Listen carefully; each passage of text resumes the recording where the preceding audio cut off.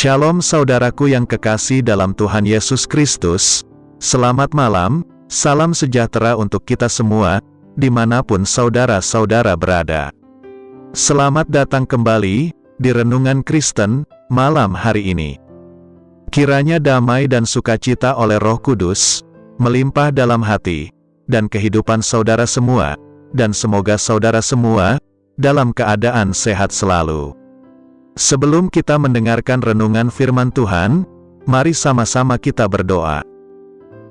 Bapa kami yang di sorga, Bapa yang baik dan penuh kasih sayang, Bapa di dalam nama Tuhan Yesus Kristus.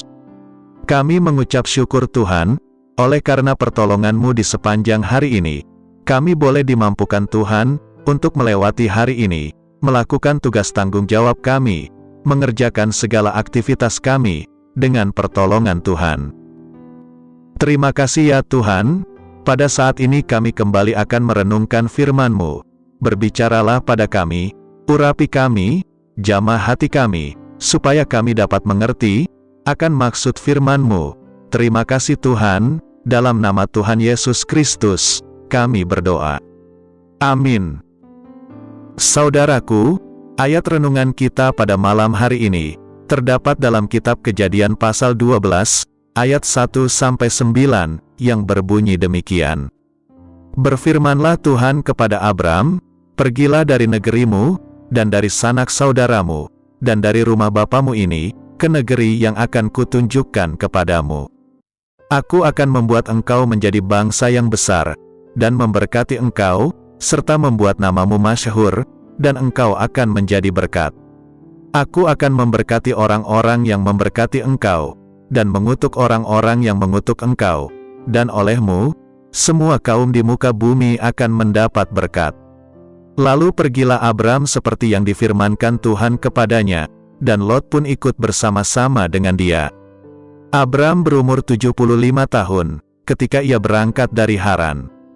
Abram membawa Sarai, istrinya, dan Lot, anak saudaranya, dan segala harta benda yang didapat mereka, dan orang-orang yang diperoleh mereka di Haran. Mereka berangkat ke tanah Kanaan, lalu sampai di situ. Abram berjalan melalui negeri itu, sampai ke suatu tempat dekat Sihem, yakni pohon Tarbantin, di Mor. Waktu itu, orang Kanaan diam di negeri itu. Ketika itu, Tuhan menampakkan diri kepada Abram, dan berfirman, Aku akan memberikan negeri ini kepada keturunanmu. Maka didirikannya di situ mezbah bagi Tuhan, yang telah menampakkan diri kepadanya. Kemudian ia pindah dari situ, ke pegunungan di sebelah timur Betel. Ia memasang kemahnya dengan Betel di sebelah barat, dan Ai di sebelah timur. Lalu ia mendirikan di situ mezbah bagi Tuhan, dan memanggil nama Tuhan. Sesudah itu, Abram berangkat, dan makin jauh ia berjalan ke tanah Negeb.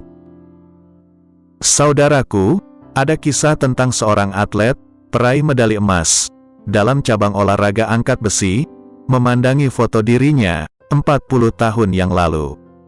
Usianya, kini sudah mencapai 85 tahun, dan ia teringat saat-saat, ketika ia masih muda dan energik. Ketika ia masih muda, ia memiliki otot yang bagus, dan sering menang dalam perlombaan. Kini, di usianya yang sudah lanjut, ia hanya bisa mengenang masa-masa jaya, yang dulu ia miliki. Tahukah Anda, bahwa Abraham memperoleh penggenapan janji Tuhan, selama kurang lebih 25 tahun? Durasi waktu yang mencapai 1/4 abad, bukanlah waktu yang singkat. Mungkin sebagian orang akan merasa, bahwa Tuhan sedang mempermainkan Abraham. Firman Tuhan datang kepada Abraham, di dalam Kejadian pasal 12, tatkala usianya 75 tahun.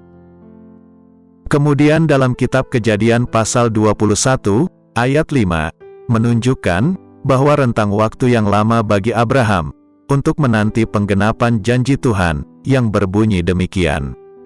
Adapun Abraham, berumur 100 tahun, ketika Ishak, anaknya, lahir baginya. Memang tidaklah mudah, untuk tetap sabar dan tetap percaya, terhadap janji Tuhan. Keraguan dan ketidakpercayaan, bisa saja datang menghampiri kita kapanpun. Namun Alkitab mencatat bahwa iman Abraham tidak menjadi lemah, sekalipun tubuhnya sudah lemah karena usianya. Seperti yang tertulis dalam kitab Roma pasal 4, ayat 18-20, demikian.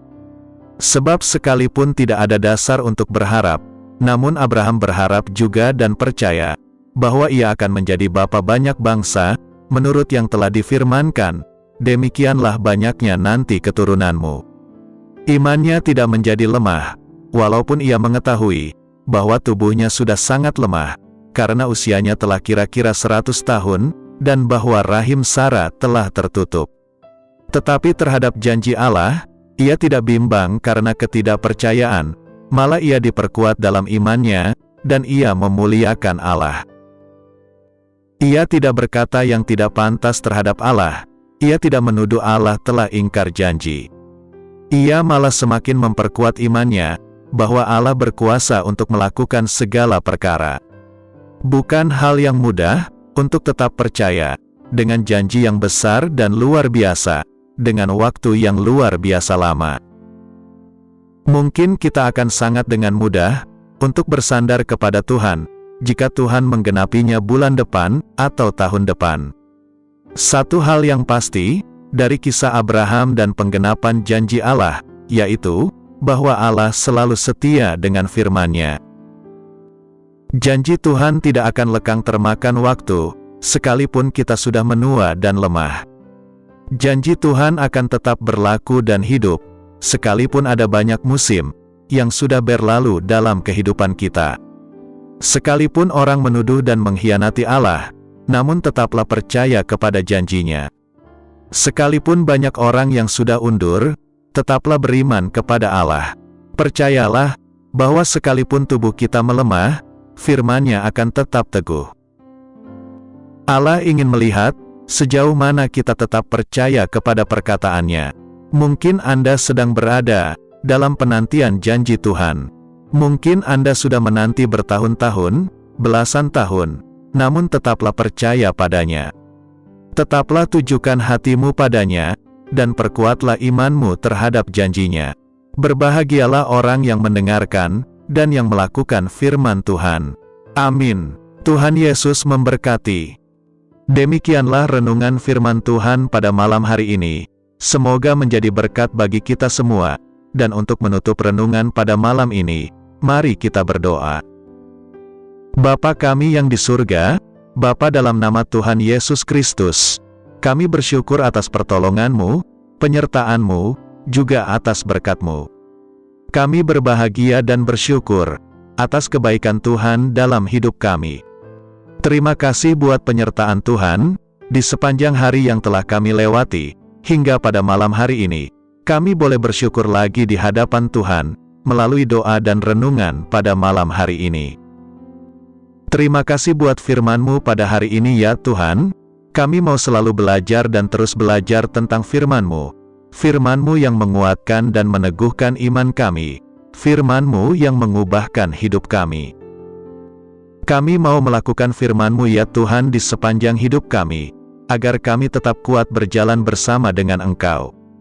Terima kasih ya Tuhan, buat kesempatan hidup yang masih Engkau berikan. Kami mau pakai untuk hormat dan kemuliaan nama-Mu.